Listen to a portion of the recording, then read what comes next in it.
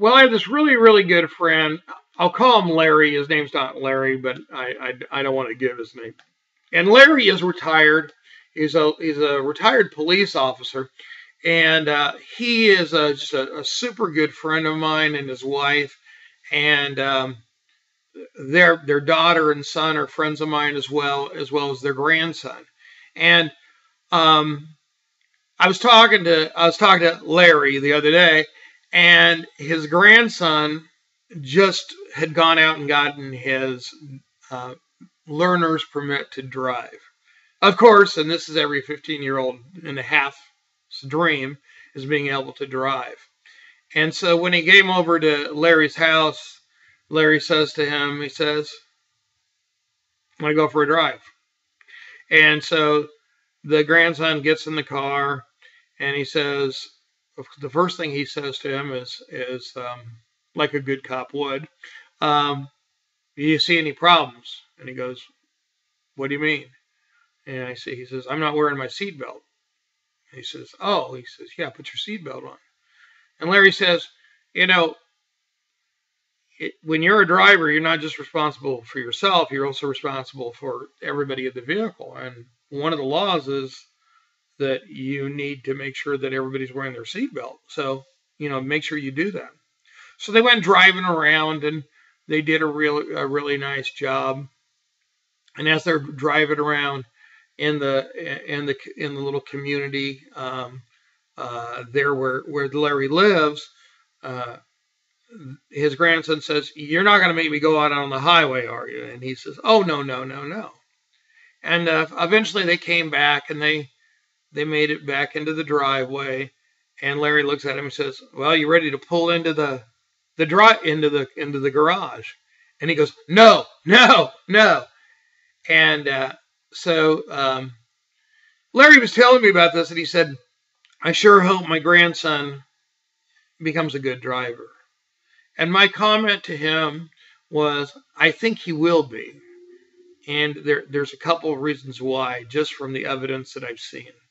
And that's because even though he's excited about driving, as every 15 and a half year old and a few 10-year-olds are, and they want to drive, and they want that independence, this young man also knew his limits. See, he knew this is his first time to drive. He'd passed the written test, so he knows the rules of the road, but he doesn't have any experience with the road. And so he needs to be able to get experience. He's not ready for the highway, and he knew that. And he also knew that his control isn't quite there yet. And because it's not there yet, he's not ready to pull into the garage. And I think that that's a great lesson for each and every one of us, is that we need to know where we are. There's no doubt in my mind that young man is going to become an excellent driver, and he's going to be driving for the next 60 or so years, and that's wonderful. But right now, he's not ready. He's not at a higher level. Someday he's going to get in a car, and he's going to drive across the country, and it's not going to be a thing to him. But right now, he's not ready for that. He knows what he needs. He knows what level he's at, and that makes a big difference. And I think that we can learn from that, because we need to know where we are now and do the things that we need to do right now to be successful. And if we do that, we'll be okay. We'll grow into that other person, but let's worry about now rather than later now.